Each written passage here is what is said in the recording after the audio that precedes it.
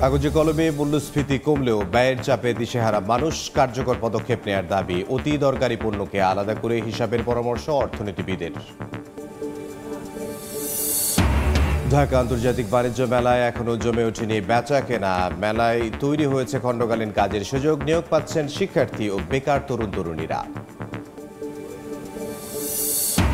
Thakurgaon sugar মিলে আখ মাড়াই শুরু, পাওনা পরিশোধ না হওয়ায় আখ সরবরাহ করছেন না অনেক কৃষক, কাঁচামাল সংকটের আশঙ্কা কর্তৃপক্ষের। অর্থ ও প্রভাব খাটিয়ে রংপুরে বিল দখলের মহোৎসব, আয়ের পথ হারিয়ে মানবেতর জীবনযাপন জেলেদের, ইজারা নীতি সংশোধনের আশ্বাস মৎস্য উপদেষ্টার। এবং মার্কিন ডলারের শক্তিশালী অবস্থানে বিশ্ববাজারে কমছে অপরিশোধিত জ্বালানি তেলের দাম, নেমেছে ব্যারেল প্রতি $৭৬.২৪। দেশে দেশে সুফল মেলার আশা।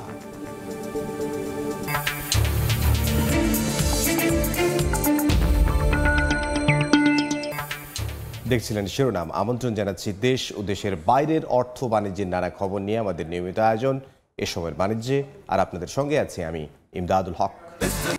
কাগজে কলমে মূল্যস্ফীতি কিছুটা কমলেও ব্যয়ের চাপ তেমন কমেনি।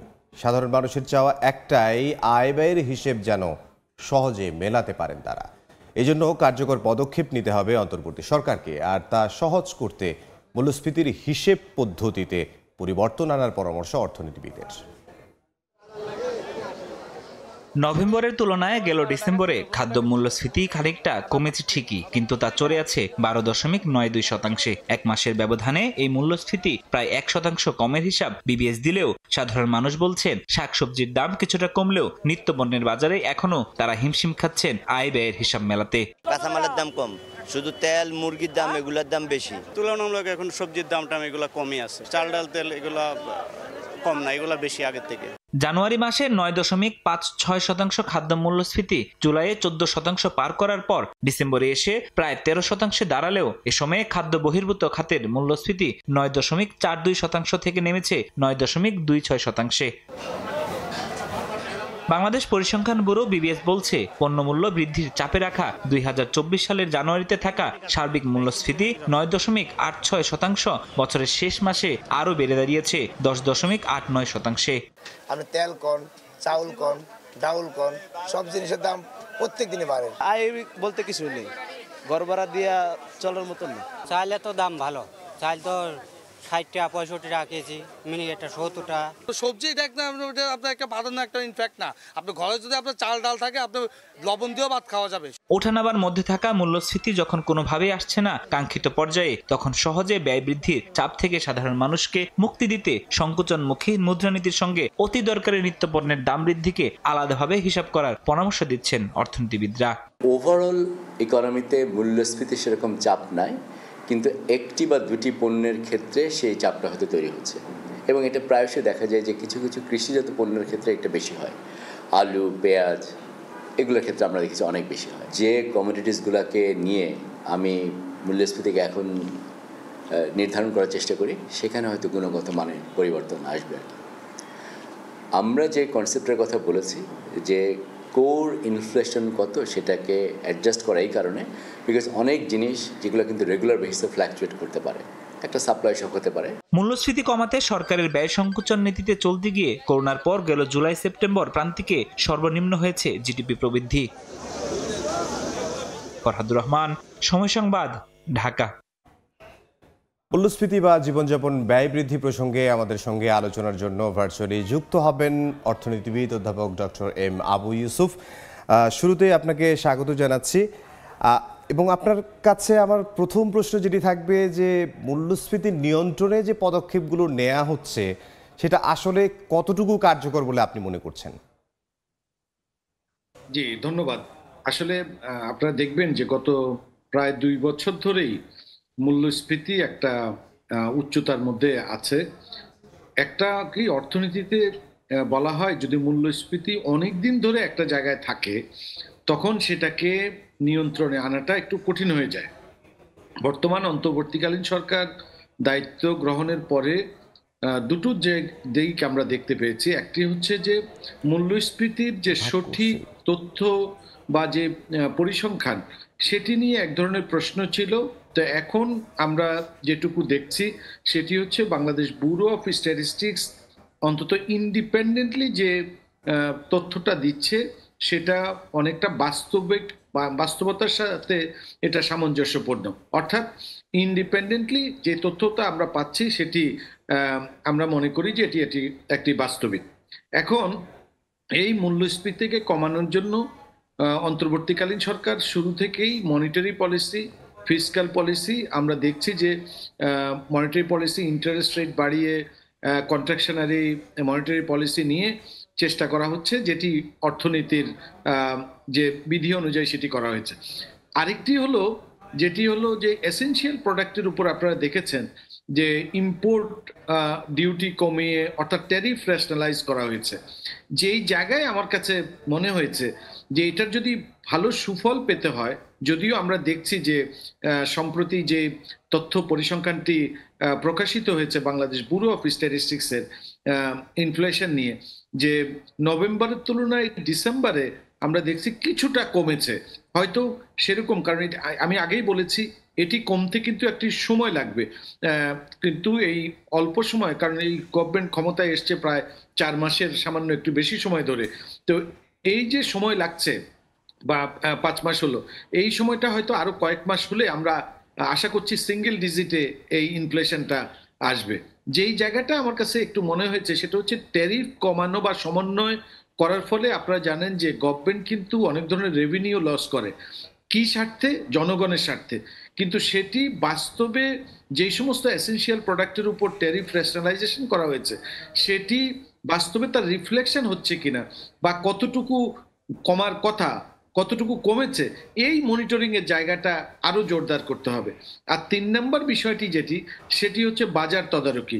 আমরা এখনো দেখতে পাচ্ছি যে অর্থনৈতিক স্থিতিশীলতার পাশাপাশি কিন্তু ল অ্যান্ড এনফোর্সমেন্ট বা ল অ্যান্ড অর্ডার সিচুয়েশন যেটি আছে তারও কিন্তু একটা স্বাভাবিক অবস্থায় থাকাটা জরুরি।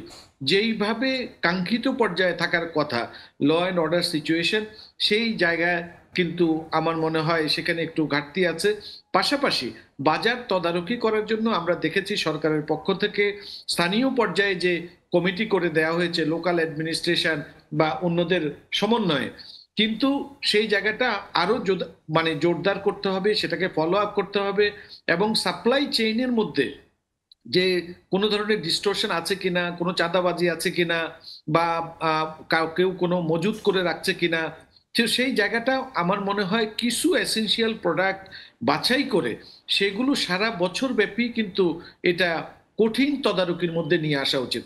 অর্থাৎ ইনফ্লেশনকে যদি নিয়ন্ত্রণে আনতে হয় তাহলে মনিটারি পলিসি, ফিসক্যাল পলিসি এবং বাজার ব্যবস্থাপনা, এই তিনটার যে সমন্বিত উদ্যোগ, সেই সমন্বিত উদ্যোগটা কিন্তু থাকতে হবে। তো আশা করছি আমরা এইটুকু অন্তত ইতিবাচক দেখছি যে ইনফ্লেশন কমার যে প্রবণতাটা সেটা কিন্তু কমছে, হয়তো কম পরিমাণে কমছে বা আরো কয়েক মাস গেলে, কারণ এখন শীতকালীন সবজি থেকে আরম্ভ করে যে সাপ্লাইগুলো আছে সেগুলো বাজারে এসছে, তো আশা করছি যে হয়তো কয়েক মাসের মধ্যে এটি একটা সিঙ্গেল ডিজিটে আসবে। বিশেষ করে খাদ্য মূল্যস্ফীতি যেটা, সেটি এখনো কিন্তু 12% উপরে। তাহলে এই খাদ্য মূল্যস্ফীতি যাতে অন্তত সিঙ্গেল ডিজিটের মধ্যে আসে সেটি যেমন করতে হবে, পাশাপাশি এখন যেহেতু একটা মৌসুম আছে, কিন্তু যখন মৌসুম থাকবে না তখনও যাতে এই মূল্যস্ফীতিটা একটা নিয়ন্ত্রণের মধ্যে আসে, অর্থাৎ একটা সহনীয় পর্যায়ে আসে, সিঙ্গেল ডিজিটের মধ্যে আসে, সেই জায়গাটা কিন্তু আসলে আগে থেকেই করতে হবে। আরেকটা বিষয় হচ্ছে, যেহেতু আমরা নেট ইম্পোর্টার কান্ট্রি, আমাদের একদিকে যেমন ডোমেস্টিক উৎপাদনটা বাড়াতে হবে, কিছু কিছু জায়গায় আমরা চাইলে কিন্তু আসলে বাড়াতেও পারি। আপনার আলুর কথা বলেন, পেঁয়াজের কথা বলেন, আমরা দেখেছি একসময় গরুর জন্য আমরা ভারতের উপর নির্ভরশীল ছিলাম, এখন আমরা নিজেরাই সেখানে কিন্তু অনেক উৎপাদন বাড়িয়েছি। তো এরকম এসেনশিয়াল যে সমস্ত প্রোডাক্টগুলো আছে সেইগুলো যদি আমরা ডোমেস্টিক যদি পলিসি সাপোর্ট দিয়ে এই ডোমেস্টিক্যালি উৎপাদনটা বাড়াতে পারি, ইম্পোর্টের উপর ডিপেন্ডেন্সিটা কমাতে পারি, সেটাও আমাদের কিন্তু পাশাপাশি দেখতে হবে। আরেকটা দেখতে হবে যে আমাদের যে ইম্পোর্টের যে সমস্ত বিষয়গুলো আছে, অর্থাৎ আমাদের সঠিক একটা এস্টিমেশন লাগবে সারা বছর ব্যাপী। আমরা যদি কিছু এসেনশিয়াল প্রোডাক্টের কত পরিমাণ আমাদের ডিমান্ড আছে কি পরিমাণ উৎপাদন হচ্ছে, কি পরিমাণ ইম্পোর্ট করতে হবে। তো এই ডিমান্ড এস্টিমেশনটা খুব সতর্কতার সহিত করতে হবে যে সঠিকভাবে আমরা করছি কিনা। কারণ অনেক সময় আমরা দেখি আমাদের এই যে পেঁয়াজের বলেন বা আলুর বলেন, যেই পরিমাণ উৎপাদন হওয়ার কথা সেই পরিমাণ উৎপাদন কিন্তু আমাদের যেটা পরিসংখ্যানগত দিক সেটা কিন্তু কাগজে কলমে আমরা দেখছি সেরকম উৎপাদন হচ্ছে। আমরা যদি 25% অনেক সময় এগুলো পেরিশেবল প্রোডাক্ট নষ্ট হচ্ছে বা বীজের জন্য রাখতে হচ্ছে, তারপরেও আমরা দেখছি যে যে পরিমাণ ইম্পোর্ট করা হচ্ছে এই স্ট্যাটিস্টিক্সটা কিন্তু মিলে না। অর্থাৎ আমরা যতটুকু চাহিদা প্রক্ষেপণ করছি আর যতটুকু উৎপাদন হচ্ছে আর যতটুকু আমরা ইম্পোর্ট করছি তার মধ্যে কিন্তু দেখা যাচ্ছে যে এই হিসাব নিকাশটার মধ্যে অনেক সময় দেখা যাচ্ছে যে মিলানোটা কঠিন হয়ে যাচ্ছে। তো আমার কাছে যেটা মনে হয় ডিমান্ড এস্টিমেশনটা সঠিকভাবে করতে হবে, আসলে আমাদের কতটুকু ডিমান্ড দরকার। জি জি হ্যাঁ, অনেক কিছু কঠিন হয়ে যাচ্ছে। আবার আরো বেশি কি কঠিন হবে মূল্যস্ফীতি নিয়ন্ত্রণে? যে এনবিআর আবার একটু কিছু পণ্যের উপর ভ্যাট বসাচ্ছে, সেটি কি আসলে কোনো পদক্ষেপ মানে দেখুন, আসলে যেহেতু সরকারের হাতে তার রেভিনিউ যেই পর্যায়ে, যেই মনে করেন এই কয়েক মাসে এই অর্থ বছরে যে পরিমাণ টার্গেট ছিল তার চেয়ে প্রায় 30-35 হাজার কোটি টাকা কিন্তু ডেফিসিট আছে। তো সরকার আসলে, আমরা অনেক দিন থেকেই বলছি যে যেখানে 80%-এর মতো আমাদের যে অ্যাসেট সেটি হচ্ছে 10% লোকের হাতে আছে। কিন্তু আমরা যদি ডিরেক্ট ট্যাক্সের উপর বেশি ফোকাস করি, ট্যাক্স নেটটা বাড়ানো যায়, আমি জানি এটি একটি দীর্ঘমেয়াদী প্রক্রিয়া, কিন্তু এই জায়গায় আসলে বেশি ফোকাস করা দরকার। আর শর্টকাট মেথড হচ্ছে এরকম ভ্যাট যেগুলো 7.5% ছিল বা 5% ছিল সেটাকে এখন 15% করা হয়েছে। যেটি বলা হচ্ছে যে যেই 43টা পণ্য বা সেবার উপর ভ্যাট বাড়ানো হয়েছে, তো সেইটি হয়তো একদম যারা প্রান্তিক জনগোষ্ঠী তাদেরকে হয়তো এফেক্ট করবে না। যেটি বলা হচ্ছে, হয়তো মনে করেন এসি রেস্টুরেন্ট থেকে আরম্ভ করে যে সমস্ত পণ্যগুলোর কথা বলা হচ্ছে বা সেবারগুলোর কথা বলা হচ্ছে, সেটি হয়তো আপনার একটু অ্যাফ্লুয়েন্ট লোকজন তারা, অথবা আমাদের যারা মিডল ক্লাস তারা হয়তো এগুলো ব্যবহার করছে। তারপরেও আমি মনে করি যে এই যে 43টা পণ্য বা সেবার উপর হঠাৎ করে বছরের মাঝখানে যে এই ভ্যাটটাকে বাড়ানো হয়েছে, এগুলো আসলে আরেকটু আলোচনা করে করলে ভালো হতো। যদিও আমরা খেয়াল করে দেখেছি সতর্কতার সহিত যে এই 43টা পণ্য একদম সাধারণ মানুষের বা প্রান্তিক জনগোষ্ঠীর সাথে, জীবনের সাথে ওইভাবে হয়তো রিলেটেড না, কিন্তু তারপরে আমি মনে করি যে এটিও আমাদের যে মিডল ক্লাস আছে সেই মিডল ক্লাসও কিন্তু আসলে অনেকভাবে এটার সাথে তারাও কিন্তু যেই পরিমাণ আয় হচ্ছে আর জীবনযাত্রার ব্যয় যেরকম, সেখানেও কিন্তু তাদের জন্য কঠিন হয়ে যাচ্ছে।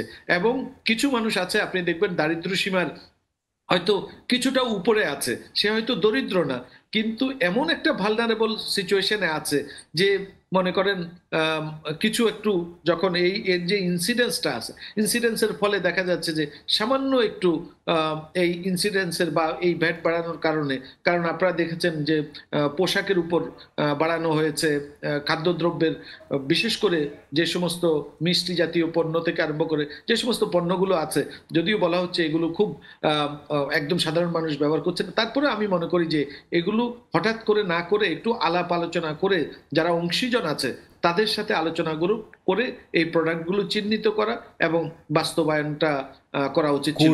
সরকারের ভালো হবে। জি বিকল্প নেই, যেহেতু একদম আমরা মনে হয় বুঝতে পেরেছি আপনাকে, আপনি যে কথাগুলো বলছিলেন যে একটু আলাপ আলোচনা করলে আর একটু ভালো হতো। আপনাকে অসংখ্য ধন্যবাদ আমাদেরকে সময় দেওয়ার জন্য। আমাদের সঙ্গে ভার্চুয়ালি যুক্ত হয়েছিলেন অর্থনীতিবিদ অধ্যাপক এম আবু ইউসুফ। মূল্যস্ফীতি নিয়ন্ত্রণে কি কি করা যায় এবং কি কি পদক্ষেপ রয়েছে এবং কার্যকর কি কি পদক্ষেপ আরও নেওয়া যায় সে বিষয়ে আলোচনার জন্য। আবারও মোবাইল ফোন ও ইন্টারনেট ব্যবহারে খরচ বাড়াতে যাচ্ছে জাতীয় রাজস্ব বোর্ড এনবিআর। এই সেবায় আরও 3% সম্পূরক শুল্ক বাড়ানোর উদ্যোগ নিয়েছে সংস্থাটি। মোবাইল অপারেটররা বলছেন এর ফলে 100 টাকার রিচার্জে 56 টাকার বেশি কর দিতে হবে গ্রাহককে। 6 মাসের ব্যবধানে মোবাইলে কথা বলা কিংবা ডাটা ব্যবহারে আবারও খরচের বোঝা চাপছে 18,87,00,000 সিম কার্ডধারীর কাঁধে। 3% বাড়ানো হচ্ছে সম্পূরক শুল্ক। 2024-25 অর্থ বছরের বাজেটে মোবাইল ফোন সেবায় সম্পূরক শুল্ক 15% থেকে বাড়িয়ে 20% করা হয়। এর সঙ্গে কার্যকরী ভ্যাট 18% এবং সারচার্জ আছে 1%। এছাড়াও সিম কর, রাজস্ব ভাগাভাগি সহ অন্যান্য কর মিলিয়ে 100 টাকা রিচার্জে 54.5 টাকা নেয় সরকার। এর মাঝেই হঠাৎ করে সম্পূরক শুল্ক 20% থেকে বাড়িয়ে 23% করার সিদ্ধান্ত নিয়েছে এনবিআর। এতে 100 টাকায় 56 টাকার বেশি কর দিতে হবে গ্রাহককে। বছরে অন্তত 1000 কোটি টাকা বাড়তি রাজস্ব পাবে সরকার। এ বিষয়ে শিগগিরই আদেশ জারি হতে পারে বলে সোমবার জানিয়েছে এনবিআর সূত্র। শুল্ক বাড়ানোর উদ্যোগ এমন সময় নেওয়া হচ্ছে যখন দেশে মোবাইল ইন্টারনেট ব্যবহারকারী কমছে। বিটিআরসির সবশেষ তথ্য মতে গেল অক্টোবর মাসের তুলনায় নভেম্বরে মোবাইল ইন্টারনেট ব্যবহারকারী কমেছে প্রায় 44 লাখ।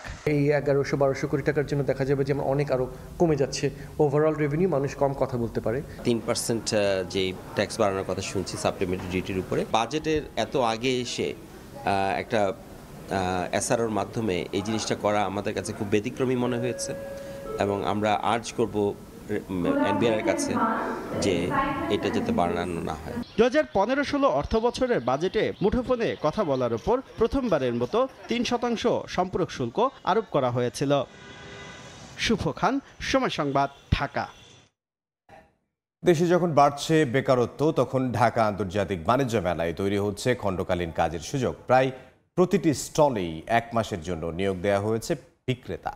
নতুন পেশায় সদর পেয়ে কাজ করছেন শিক্ষার্থী, বেকার ও চাকরি হারানো তরুণ তরুণী সহ বিভিন্ন বয়সী মানুষ।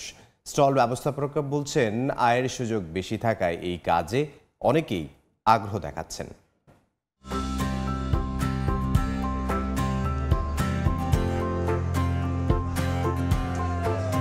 কেউ এসেছেন শখের বশে, কেউ অভিজ্ঞতা অর্জনে, কেউ বা এসেছেন বেকারত্ব ঘোচাতে। হরহামেশা এমন সব কর্মীর দেখা মিলবে ঢাকা আন্তর্জাতিক বাণিজ্য মেলার প্রতিটি স্টলে। যেন বেকারদের জীবনে গতি ফেরাতে সুযোগ এসেছে খণ্ডকালীন এই কর্মসংস্থানের। শিক্ষার্থীরা হাত খরচের টাকা জোগাড়ে বা শখের বশে মেলার স্টলগুলোতে নিয়েছেন খণ্ডকালীন চাকরি। অনেকে আবার নতুন চাকরিতে প্রবেশের আগে অভিজ্ঞতা অর্জনে যোগ দিয়েছেন এই পেশায়। যে কোনো জায়গায় যাচ্ছে, এক্সপিরিয়েন্স আছে, তো আমি চিন্তা করলাম এখন কোনো চাকরি পাচ্ছি না, বাসায় বসে আছি, তো সেক্ষেত্রে হচ্ছে যে মেলায় আসছিলাম। এখানে আমরা নিজেদের পছন্দ মতো সময় এবং দিনগুলা পছন্দ অনুযায়ী সিলেক্ট করে দেন হচ্ছে যে আমরা এখানে জবগুলো নিতে পারি। পড়াশোনার পাশাপাশি এই কাজটা করতে পারতাছি। পার্মানেন্ট জব হলে এটা আমরা এই সুযোগটা পেতাম না। বিভিন্ন প্রতিষ্ঠানে চাকরি করেন এমন বিক্রেতাদেরও পাওয়া গেল। চাকরি হারানো অনেকেও যোগ দিয়েছেন এই মেলায়। মার্কেটে স্যালারি একটু কম, তো এদিকে কাজ করলে একটু বেশি পাওয়া যায়। জব আগে করতাম, এখন করি না জব। এখনো তো সুডা কাজটাই আমি বেশিরভাগ করতেছি। কাপড়ের শোরুমে জব করি, মানে এটা আমার নতুন একটা এক্সপিরিয়েন্স নেওয়ার জন্য আমার আশা হয় এটাতে। মেলায় খণ্ডকালীন কর্মীদের তুলনামূলক বেতন বেশি দেওয়ার পাশাপাশি টার্গেট পূরণ করে অতিরিক্ত আয়ের সুযোগ থাকার কথা জানালেন স্টল ব্যবস্থাপকরা।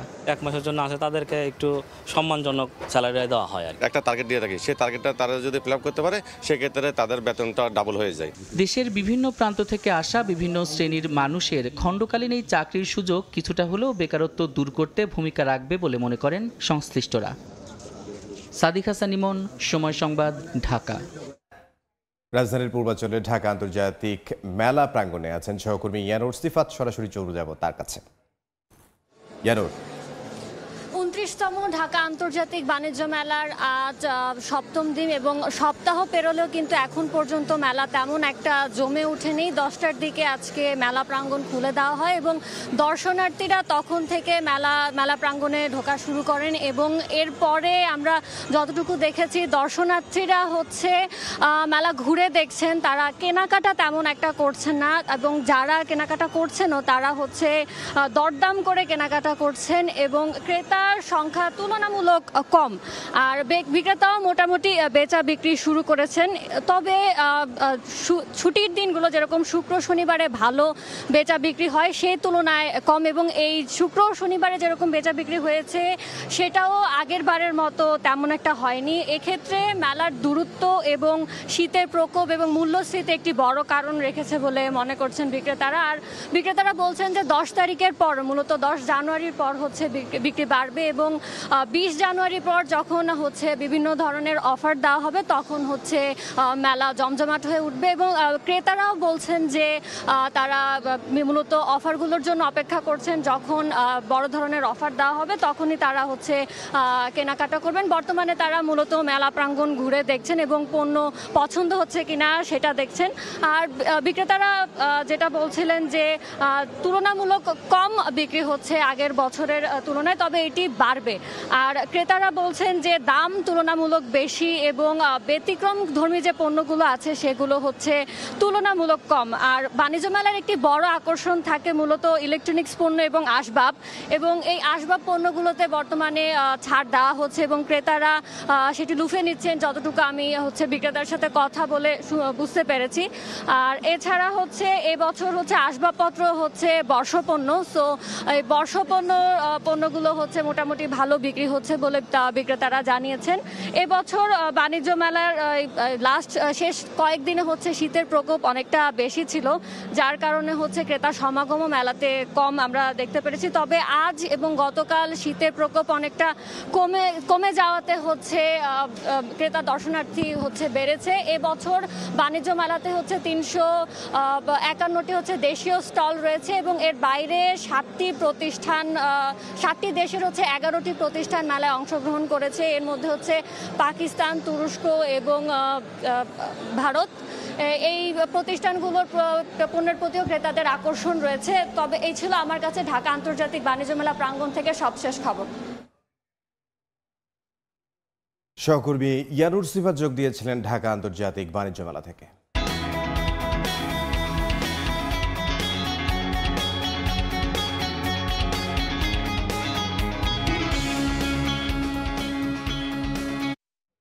প্রতি টন পেঁয়াজ রফতানিতে $100 কমিয়েছে ভারত। এরপরও আমদানিতে আগ্রহ নেই ব্যবসায়ীদের। এই মুহূর্তে হিলি স্থলবন্দরে আছেন সহকর্মী শফিকুল আলম শফিক, সরাসরি যাব তার কাছে। শফিক, হিলিস্থল বন্দর দিয়ে প্রতিদিন 30 থেকে 40 ট্রাক পেঁয়াজ আমদানি হলো। এখন পেঁয়াজের আমদানি 2 থেকে 1 ট্রাক দাঁড়িয়েছে প্রতিদিন। আপনি জানেন যে ভারত সরকার পেঁয়াজ রপ্তানি বৃদ্ধি করতে নানা কৌশল অবলম্বন করে বিভিন্ন সময়। বাংলাদেশে পেঁয়াজের যথেষ্ট ভরা মৌসুম। মুড়িকাটা পেঁয়াজ, পাতা পেঁয়াজ, মুড়িকাটা পেঁয়াজ বর্তমানে 40 থেকে 42 টাকা বিক্রি হচ্ছে। ভারতের পেঁয়াজ বর্তমানে আমরা গতকালকেও দেখেছি 50 থেকে 48 তারা বিক্রি করছে। তো পেঁয়াজের $100 তারা পার মার্কিন ডলার কমিয়ে $305 করলেও ব্যবসায়ীরা কি পেঁয়াজ আমদানিতে কিন্তু তারা বেশ একটা আগ্রহ দেখাচ্ছে না। তো আমি আমদানিকারক ব্যবসায়ীদের সাথে কথা বলেছিলাম, তারা কেন পেঁয়াজ আনছেন না কারণ জানাবার চেষ্টা করেছিলাম। তারা বলছেন বাংলাদেশে যে আমাদের পেঁয়াজের যথেষ্ট ভরা মৌসুম, এখানে প্রতি কেজি মুড়িকাটা পেঁয়াজ বিক্রি হচ্ছে 40 থেকে 42 টাকা, অথচ ভারতের পেঁয়াজ আনলে তাদেরকে 50 টাকা বিক্রি করতে হবে। তাছাড়া ভারতের বর্তমানে $305 যদি তারা এলসি করে তাহলে 28 রুপি পড়তেছে তাদের এলসি ভ্যালু। তাছাড়া পরিবহন ভাড়াতে অন্যান্য খরচ রয়েছে। ভারত কিন্তু তাদের শুল্ক প্রত্যাহার করেনি, সব মিলে তাদেরকে 48 টাকা বন্দরে আনে পর্তায় পড়তেছে। তাহলে তাদেরকে 50-এর উপরে বিক্রি করতে হবে, যে কারণে তারা পেঁয়াজ রপ্তানি করছে না, তারা নিরুৎসাহিত বলা চলে। আর আমি আরেকটা কথা জিজ্ঞেস করছিলাম যে আমি ব্যবসায়ীর সাথে কথা বলেছিলাম যে তাছাড়া ভারত যে তাদের রপ্তানি মূল্য কমিয়েছে, সেক্ষেত্রে তারা বলছেন যে তাদেরকে শুল্ক প্রত্যাহার করতে হবে, ন্যাপেড ভ্যালু যেটা হচ্ছে সেটা প্রত্যাহার করতে হবে। এছাড়া বর্তমানে পেঁয়াজ তাদের ভারত থেকে আনা সম্ভব না। হিলিস্থল বন্দর থেকে এতটুকু ছিল পেঁয়াজ নিয়ে আমার কাছে সর্বশেষ। হিলি স্থলবন্দর থেকে যোগ দিয়েছিলেন সহকর্মী শফিকুল ইসলাম শফিক। এখন জানাবো পুঁজিবাজারের খবর। দেশের প্রধান পুঁজিবাজার ঢাকা স্টক এক্সচেঞ্জ ডিএসসিতে সূচকের ঊর্ধ্বমুখী প্রবণতার মধ্য দিয়ে চলছে লেনদেন। সবশেষ বাজার পরিস্থিতি জানতে সরাসরি চলে যাব ডিএসসি ওয়েবসাইটে। এখন পর্যন্ত আমরা যেটি দেখতে পাচ্ছি যে ঢাকা স্টক এক্সচেঞ্জের প্রধান সূচক ডিএসসি এক্স ইন্ডেক্স 5225 পয়েন্টে অবস্থান করছে এবং ডিএসসি এস ইন্ডেক্স সেটি 1169 পয়েন্টে অবস্থান করছে এবং ডিএসসি 30 বা বাছাই সূচক যেটি সেটি 1937 পয়েন্টে অবস্থান করছে। সর্বমোট এখন পর্যন্ত আমরা যেটি দেখতে পেয়েছি 151 কোটি টাকার লেনদেন হয়েছে এবং 298টি কোম্পানির শেয়ারের দাম বেড়েছে এবং 38টি কোম্পানির শেয়ারের দাম কমেছে এবং অপরিবর্তিত রয়েছে 39টি শেয়ারের দাম এবং আমরা অপরিবর্তিত রয়েছে এবং আমরা এখন মার্কেট আপডেটসে দেখতে চাইবো যে আসলে সর্ব উপরে কারা কারা অবস্থান করছে। আমরা সেই অবস্থানটা দেখব। ডিএসসিতে সবার উপরে অবস্থান করছে খান ব্রাদার্স আর ওপেন ব্যাগ এবং এরপরে অবস্থান করছে 2 নম্বরে অবস্থান করছে ড্রাগন স্পিনিং অ্যান্ড সোয়েটার এবং এরপরে অবস্থান করছে রবি এবং তারপরে অবস্থান করছে 4 নম্বরে মিডল্যান্ড ব্যাংক এবং তারপরে 5 নম্বরে অবস্থান করছে ফাইন ফুডস। আমরা দেখলাম যে আসলে ডিএসসির যে আজকের এই মুহূর্তের আপডেট সেটি আমরা আপনাদেরকে জানিয়ে দিলাম। দেখছেন এ সময়ের বাণিজ্য। Thai Aluminium, the better is now the best. Thakurgaon sugar মিলে চলছে চলতি মৌসুমের আখ মাড়াই কার্যক্রম, তবে সময় মতো অর্থ পরিশোধ না করা ও হয়রানি সহ নানা কারণে আখ সরবরাহ করছেন না মিল জোন এলাকার অনেক কৃষক। অনেক চাষি তাদের উৎপাদিত আখ দিয়ে যান্ত্রিক মেশিনে তৈরি করছেন গুড়। এতে কাঁচামাল সংকটে পড়ার আশঙ্কায় মিল কর্তৃপক্ষ। জিয়াউর রহমান বকুলের রিপোর্টে বিস্তারিত। চলতি মৌসুমে ঠাকুরগাঁও সুগার মিলে 65 দিনের আখ মারাই শুরু হয় গত ডিসেম্বরের দ্বিতীয় সপ্তাহ থেকে। পঞ্চগড় ও দিনাজপুরের শেতাবগঞ্জ সুগার মিল বন্ধ থাকায় সেখানকার চাষিরাও আখ সরবরাহ করছেন এ মিলে, তবুও আখের সংকট যেন কাটছে না। অন্যদিকে মিলজন এলাকায় মাঠের পর মাঠ আখ উৎপাদনের পর যান্ত্রিক মেশিনের সাহায্যে তৈরি করা হচ্ছে আখের গুড়। এমনকি স্থানীয় প্রশাসনের বিভিন্ন সময়ের অভিযানও বন্ধ করা যাচ্ছে না গুড় উৎপাদন। ফলে এ মৌসুমেও কাঁচামাল সংকটের আশঙ্কায় চিনিকল কর্তৃপক্ষ। রাতের অন্ধকারে এই কার্যক্রমগুলো পরিচালনা করছে।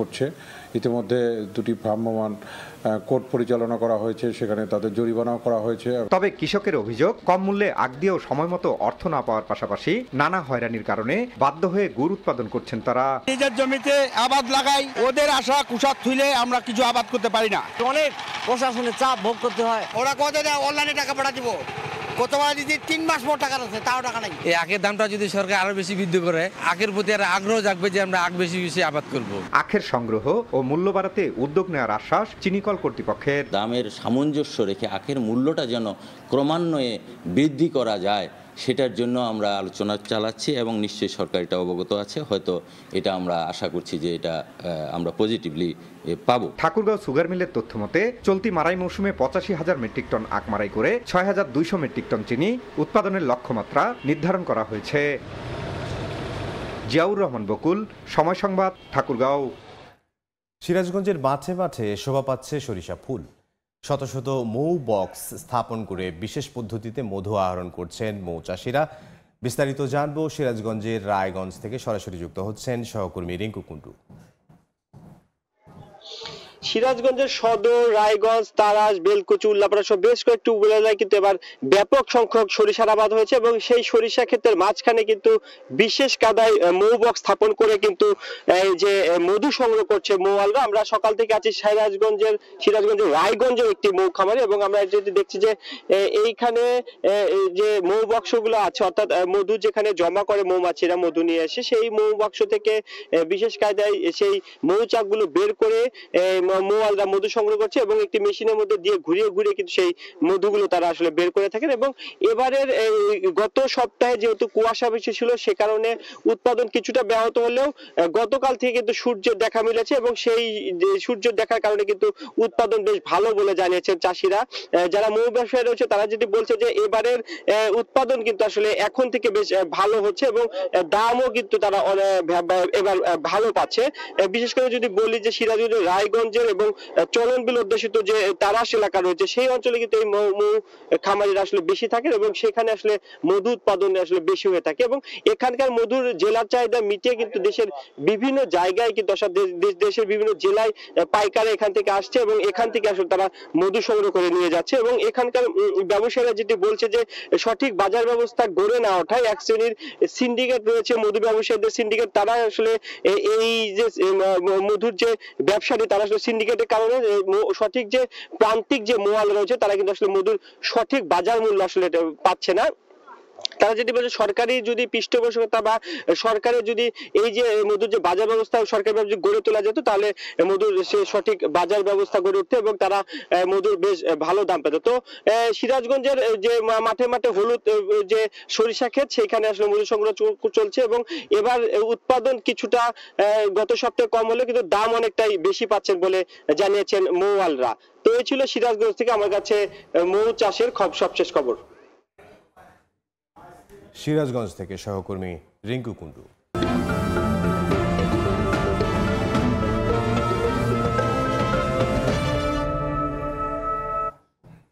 একটা সময় রংপুরের মৎস্যজীবীদের জীবন জীবিকা নির্ভরশীল ছিল নদী ও বিলের ওপর।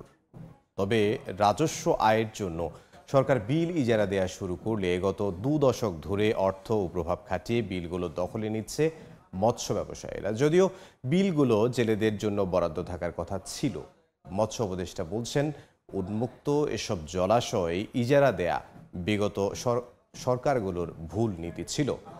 এসব সংশোধনের উদ্যোগ নেওয়া হবে। শাকিল মাহমুদের ছবিতে নাজমুল ইসলাম নিশাতের রিপোর্ট। 29.45 হেক্টর আয়তনের রংপুরের কাফরিখাল বিলটি গেল 20 বছর ধরে ইজারা দিচ্ছে সরকার। ফলে স্থানীয় মৎস্যজীবীরা বিলে মাছ ধরতে পারেন না। বিভিন্ন সংগঠনের মাধ্যমে রাজনৈতিক প্রভাব খাটিয়ে এসব বিল এখন মৎস্য ব্যবসায়ীদের দখলে। শুধু রংপুর জেলাতেই ছোট বড় মিলিয়ে ইজারা দেয়া হয়েছে 167টি বিল। এলাকাবাসী বলছেন বিল ব্যবস্থাপনায় ইজারা নীতি সরকারের রাজস্ব আয় বাড়লেও নিম্নমুখী করছে জেলে ও দরিদ্র জনগোষ্ঠীর জীবনমান। সরকার থেকে এখন লিস্ট দিয়েছে, তারা তো আর নাম বের দেয় না। তার কোনো বাইরে কোনো ইনকাম নাই, কোনো কাজ করা চলে না, এই নদী দিয়ে ওরা চলে। অনেক গরিব মানুষ চলে নদী দিয়ে, এমনকি নদীর মাছ মারতে যায় না।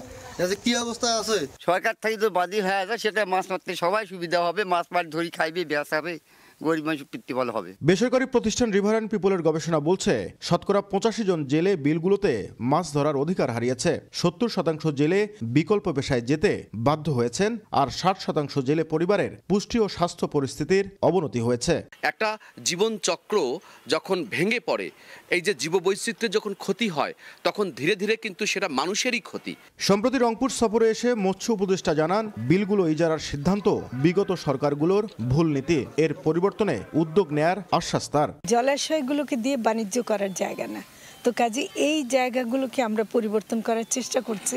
ভূমি মন্ত্রণালয়ের এই যে কতগুলো আমাদের ভুল নীতি হয়ে আসছে, এগুলো কিন্তু মানুষের জীবন জীবিকাকে নষ্ট করে দিচ্ছে, এগুলো আমরা অবশ্যই পরিবর্তন করব। গবেষণায় আরও উঠে এসেছে বিলগুলোতে 45% প্রাকৃতিক মাছের প্রজাতি বিলুপ্ত হয়েছে, সংকটে পড়েছে জীববৈচিত্র্য।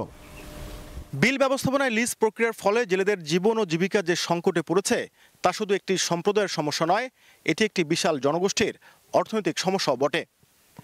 জালজার জলতার এই নীতি বাস্তবায়ন এবং জেলেদের জন্য দীর্ঘমেয়াদে উদ্যোগ নেওয়া গেলে এই সংকট সমাধান করা সম্ভব বলে মনে করেন সংশ্লিষ্টরা। নাজমুল ইসলাম নিশাত, সময় সংবাদ, রংপুর।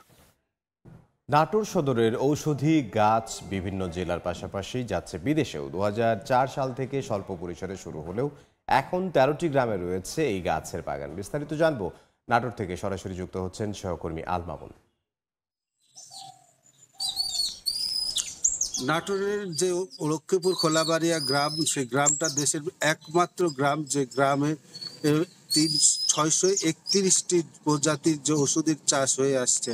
এর মধ্যে 150টি প্রজাতির যে গাছ রয়েছে, সে ঔষধি গাছ কিন্তু দেশের বিভিন্ন জেলা পাশাপাশি মধ্যপ্রাচ্য দেশগুলোতে সরবরাহ হচ্ছে। আরেকটি বিষয় যেটি আমরা বলতে পারি যে এই অ্যালোভেরা, সেটি কিন্তু তাইওয়ান সহ বিভিন্ন দেশে সরবরাহ শুরু করা হয়েছে। একটি বিষয় যেটি বলার প্রয়োজন মনে করছি যে 2000 সালে মাত্র 7 জন কৃষক 60টি ওষুধি গাছ নিয়ে যাত্রা শুরু হয় এই ওষুধি গ্রামে। সেখানে আফাজ উদ্দিন নামে মারা গেছেন তিনি কিন্তু এই প্রথম ওষুধি গাছের এই প্রচলন শুরু করে। এখন সেটি 17টি গ্রামে ছড়িয়ে পড়েছে এই ওষুধি গ্রাম, এই ওষুধি চাষ, এবং প্রায় 4500 মানুষ এই ঔষধি গাছের পেশার সাথে জড়িত বলে কৃষি বিভাগ যেটি নিশ্চিত করেছে। তবে একটি বিষয় যেটি আমরা বলতে পারি যে কৃষি বিভাগ যেটি বলছে যে প্রায় 15,000 মেট্রিক টন ওষুধ উৎপাদন হয় এবং প্রায় 20 কোটি টাকার ওষুধ উৎপাদন হয়ে থাকে এই ওষুধি গ্রামে। তো এই ছিল আমার কাছে সর্বশেষ। নাটোর থেকে সহকর্মী আল মামুন। পুঁজিবাজারের সংকট উত্তরণে ঢাকা স্টক এক্সচেঞ্জে অংশীজনদের সঙ্গে বৈঠক শেষে কথা বলছেন অর্থ উপদেষ্টা। সরাসরি যাব সেখানে। ওটা আমরা বলেছি, আমরা চেষ্টা করছি। সেটা একটা মোট কথা শুধু রাষ্ট্রীয় কোম্পানি না, ভালো ভালো যে প্রাইভেট কোম্পানি আছে, কর্পোরেশনগুলো আসে না, তারা ওই ফ্যামিলি বেস ইসে করতে চায়। আমরা তারা এনকারেজ করি তারাও যেন আসে, যাতে আপনার বেসটা বাড়ে। কারণ ভালো শেয়ার আসলে কিন্তু লোকজন একটু কনফিডেন্স পাবে। একবার রাষ্ট্রীয় কোম্পানিকে আমরা চেষ্টা করব। এটা রাষ্ট্রীয় কোম্পানিতে সবগুলো তো আনা যাবে না, কারণ গভর্নমেন্টের কিছু ইসে দরকার। অতএব সেটা আমরা এগুলো আলাপ করবো।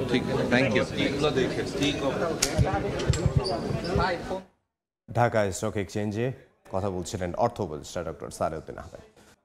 ঢাকা বিশ্ববিদ্যালয়ের সম্মান প্রথম বর্ষের 2024-25 শিক্ষাবর্ষে অধ্যয়নরত মেধাবী ও অসচ্ছল 162 জন শিক্ষার্থীকে মাসিক 5,000 টাকা করে 1 বছর শিক্ষাবৃত্তি দেবে আকিজ মনোয়ারা ট্রাস্ট। শিক্ষার্থী নির্বাচন উপলক্ষে সোমবার ঢাকা বিশ্ববিদ্যালয়ের সিনেট ভবনে অনুষ্ঠানের আয়োজন করা হয়। এ সময় উপস্থিত ছিলেন বিশ্ববিদ্যালয়ের উপাচার্য অধ্যাপক ডক্টর নিয়াজ আহমদ খান, উপ উপাচার্য অধ্যাপক ডক্টর সাইবা হক বিদিশা, অধ্যাপক ডক্টর মামুন আহমেদ সহ বিশ্ববিদ্যালয়ের ঊর্ধ্বতন কর্মকর্তারা। অনুষ্ঠানে আকিজ মনোয়ারা ট্রাস্টের মনোয়ারা বেগম, নির্বাহী পরিচালক সাজমিন সুলতানা সহ ঊর্ধ্বতন কর্মকর্তারা উপস্থিত ছিলেন।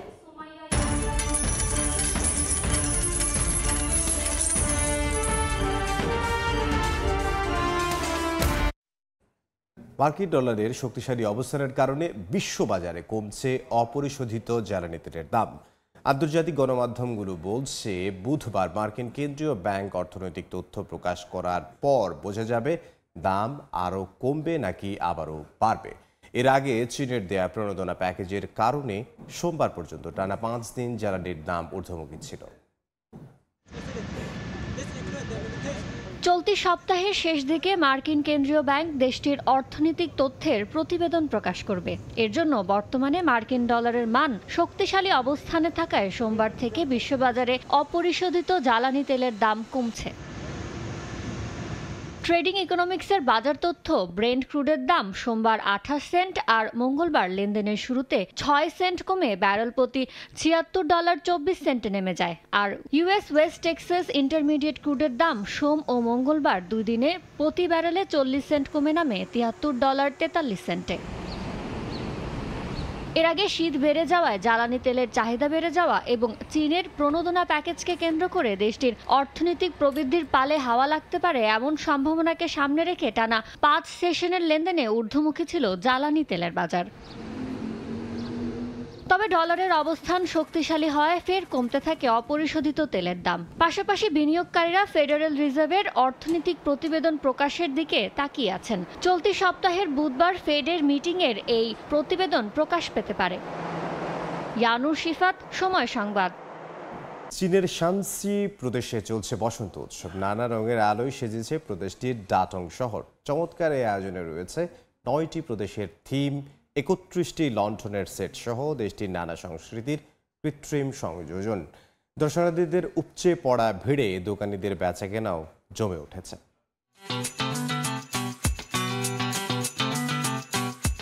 চীনের উত্তরাঞ্চলের শানসি প্রদেশের প্রাচীন শহর ডাটং আলোকিত হয়েছে নানা রঙের আলোয়। বসন্ত উৎসবে নানা রং ও আকৃতির লণ্ঠনে সেজেছে শহরটি। অন্ধকার রাতের শোভা বাড়াতে এর সাজসজ্জা উপভোগ করেন আগত দর্শনার্থীরা। বিভিন্ন ধরনের লাইট শো আর বাদ্যযন্ত্রের আয়োজনে মুগ্ধতা ছড়িয়ে পড়ে চারপাশে। বাহারি খাবারের পসরা সাজিয়ে বসেন দোকানিরা, বেচাকেনাও চলে বেশ। ডাটংয়ে আয়োজিত এই উৎসবে তৈরি করা হয় বৌদ্ধদের কৃত্রিম মন্দিরও। 45টি গুহা, 51,000-এর বেশি ভাস্কর্যের কারণে 2001 সালে ইউনেস্কোর ওয়ার্ল্ড হেরিটেজ সাইটে স্থান পায় শহরটির 1,500 বছরের পুরনো মন্দিরগুলো। চলতি বছর 1 জানুয়ারি শুরু হওয়া এই উৎসবে রয়েছে দেশটির 9টি প্রদেশের থিম, 31টি লণ্ঠনের সেট সহ আরও অনেক কিছু। 3.28 বর্গ কিলোমিটার জায়গা জুড়ে আয়োজিত এই বসন্ত উৎসব চলবে 16 ফেব্রুয়ারি পর্যন্ত। চান্দ্রবর্ষ উদযাপন উপলক্ষে আয়োজিত হয় ঐতিহ্যবাহী এই বসন্ত উৎসব। এই উপলক্ষে জানুয়ারির শেষ এবং ফেব্রুয়ারির প্রথম দিকে চীনে শুরু হয় ছুটির মৌসুম। এ সময় পরিবারের সদস্যদের সঙ্গে ছুটি কাটাতে বিশ্বের বিভিন্ন দেশ থেকে ঘরে ফেরেন চীনা নাগরিকরা। মৌসুমী সাথী, সময় সংবাদ। এ পর্যায়ে শীর্ষ সংবাদগুলো জানিয়ে দিচ্ছে আরও একবার। কাগজে কলমে মূল্যস্ফীতি কমলেও ব্যয়ের চাপে দিশেহারা মানুষ, কার্যকর পদক্ষেপ নেয়ার দাবি। অতি দরকারি পণ্যকে আলাদা করে হিসেবের পরামর্শ অর্থনীতিবিদের। এবং ঢাকা আন্তর্জাতিক বাণিজ্য মেলায় এখনো জমে ওঠেনি বেচাকেনা। মেলায় তৈরি হয়েছে খণ্ডকালীন কাজের সুযোগ, নিয়োগ পাচ্ছেন শিক্ষার্থী ও বেকার তরুণ তরুণীরা। এ ছিল এই সময়ের বাণিজ্যে, সঙ্গে থাকুন সময়।